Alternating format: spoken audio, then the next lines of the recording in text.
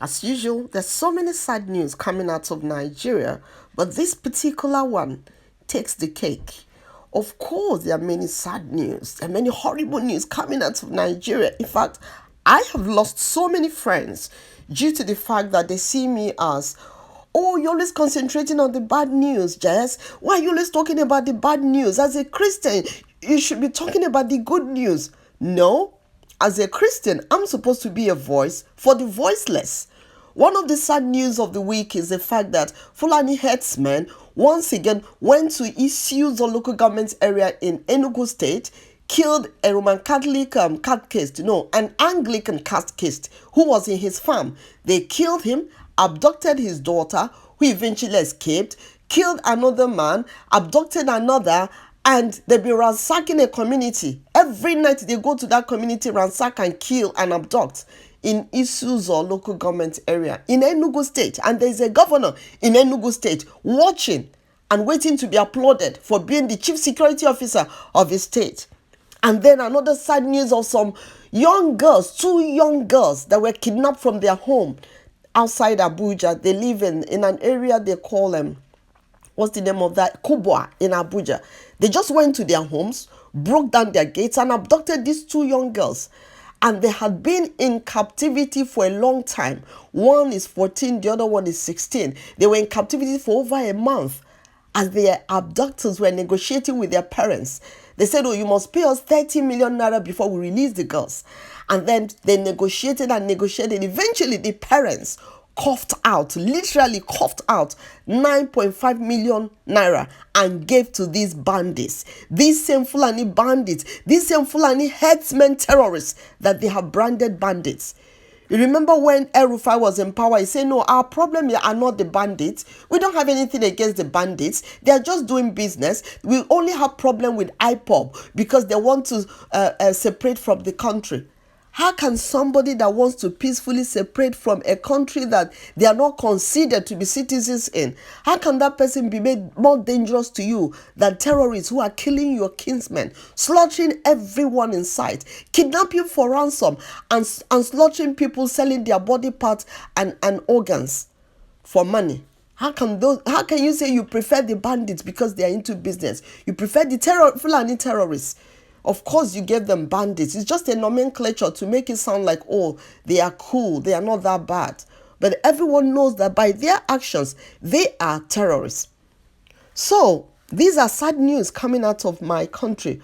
But the saddest of all is the news of this lady, this beautiful lady, my own gender, that is being accused of looting over 12 billion naira meant for the poor. Minister of Humanitarian Affairs and Poverty Alleviation, 37-year-old beautiful woman, is being accused of this kind of atrocities. Oh yes, it's alleged. Why did EFCC release an alert yesterday saying that out of the money that she's been accused of stealing, we have recovered 30 billion naira? So you've recovered 30 billion. So it's not just like she stole 12 billion. So there's already 30 billion recovered out of the money. 30 billion naira. 30 billion naira is not 30 million naira. It's not 300 million naira. 30 billion recovered from her. And there are still more billions to be recovered. More billions to be recovered. She was said to have money meant for poor people, money meant for empower projects to give skills to people who need skill acquisition, money meant to give 5,000 naira to poor people, poor Nigerians. These people in their power, in their office, have decided to mismanage everything. 50 bank accounts have been recovered as being linked to this particular Humanitarian Affairs and Poverty Alleviation Office. 50 bank accounts. Think about the other bank accounts that we don't know about. 50 bank accounts. 585 million naira was said to have been transferred to a private account owned by one Bridget Mujishola by this same Humanitarian Affairs and Poverty Alleviation Minister. If this is not the saddest news of the week, I don't know what else is. The chaos, the total collapse. of morality and decency in every aspect of the Nigerian society is shocking. And this is because of the attitudes, the behavior of just a few corrupt, greedy souls. Very few corrupt, greedy souls. Imagine the number of people 30 billion naira would have changed their story. Would have changed the story from starvation to at least 1 meal a day. Imagine the number of people. And the story you hear every day from Nigeria is people don't have money to eat. The cost of living is too high. Government is increasing the price of everything. Electricity tariff, this tariff, that tariff. Yet the money that the government has, that the government should manage, they are being stolen by a few individuals. 3 billion naira was paid to ghost workers out of this money that they are still looking for. As in workers that don't exist, we are paid 3 billion naira. Contracts were awarded to fake companies that do not exist, got contracts worth billions. And we haven't heard that, oh, the people involved have been arrested, they've been locked up. No, it's easier for government to move soldiers to communities, arrest the youths in those communities just because the youths are threatening the evil being done by the Fulani terrorists. Because these young men in the villages are forming what they call vigilantes to stop the evil being perpetrated by these terrorists in the villages. They send trucks to go and arrest them. Soldiers loaded in trucks go and arrest these young men from their villages, just so that the terrorists can have a field day slaughtering women and children and taking over lands and destroying farmlands. The government cannot arrest the looters. Bring the money. Take the money from them. It's either you give us back the money or life sentence. They need the money to help the people. Somebody called me the other day. A woman I know very well was doing very well when I left Nigeria. She said to me, do you know that I've lost weight from about 50 something kg? I weigh just 40 kg because of lack of food. She said, I don't have money to feed. It's as bad as that. It's as bad as that. The sad thing about this story about the humanitarian affairs minister, Betta Edu, is the fact that she has another colleague that's in charge of National Social Investment Program. They always have big names for all these things. A woman known as Halima Shehu is also involved. She's also alleged to have stolen billions as well. Billions, tens of billions as well, meant for the poor, meant for poverty alleviation. She too is being investigated. And of course, the story of Nigeria is such that these investigations will go on and on and on and on until the world comes to an end. There's never an end to the investigations. The people will never be locked up. The money will never be retrieved fully, and nothing will happen to the rogues, and the poverty continues. People keep dying of poverty. A few corrupt people are living lavish on the wealth of the nation. It's very sad. It's very pathetic, I look at the situation in Nigeria and say, okay, things are bad. People are hungry. Why don't you stop this invasion of farmlands by the terrorists so that people can at least go to their farms to farm and feed themselves? When I used to live in Nigeria, my mother had people who were farming farmlands for her. When they harvest, the food is so much and she shares to other people. And, so the last time I spoke to my mom, she said, nobody goes to the farm anymore. If you go to the farm, you either beheaded, you're slaughtered. And in fact, people in their homes are afraid going to bed every night because homes are being set ablaze. The Fulani herdsmen terrorists just invade villages in the night with the support of the Nigerian military who give them cover. They invade villages, they set people ablaze, white people are sleeping. They set communities ablaze, and a few people escape.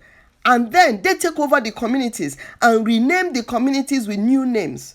And the soldiers are looking and say, there's nothing we can do. There's nothing. The only people the soldiers know to deal with are youths who rise up to say, this must not continue in our community. Then Nigerian soldiers know how to deal with those people. They know how to go after those people.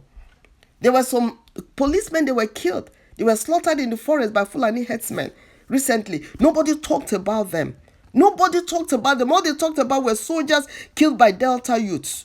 Oh, those ones, yes, they could fish them out. But the terrorists they brought from outside Nigeria that have been transported to different parts of southern Nigeria in the middle of the night, In the middle of the night, nothing can happen to them. Nobody cares about the atrocities they are perpetrating.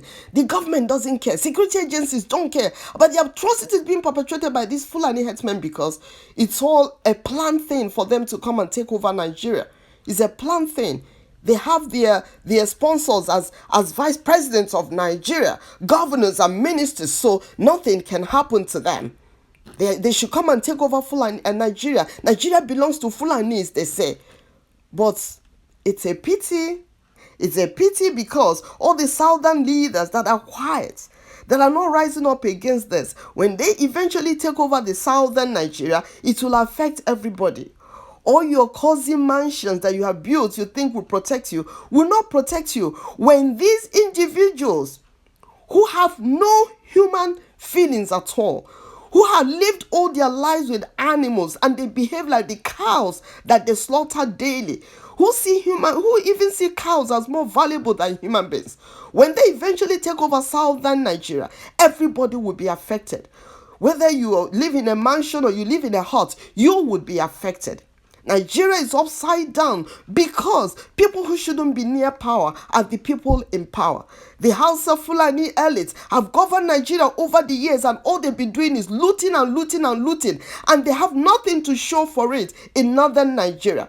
The poverty, the highest level of poverty exists in northern Nigeria, even though northerners have been ruling Nigeria for more years than southerners dare rule. So, what do they stand to gain? What do they stand to gain? When these terrorists came, they were killing Christians only. They've gone from killing Christians to killing everybody, Muslim, Christian, house, everybody. As long as you're not Fulani, they are killing everyone now. So when they take over, it will affect even the rich in southern Nigeria. They think that they'll be secluded. They are free. Nothing will touch them because they live in mansions.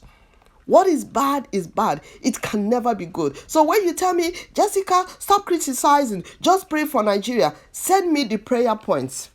Send me the prayer points, because my own prayer point is very dangerous.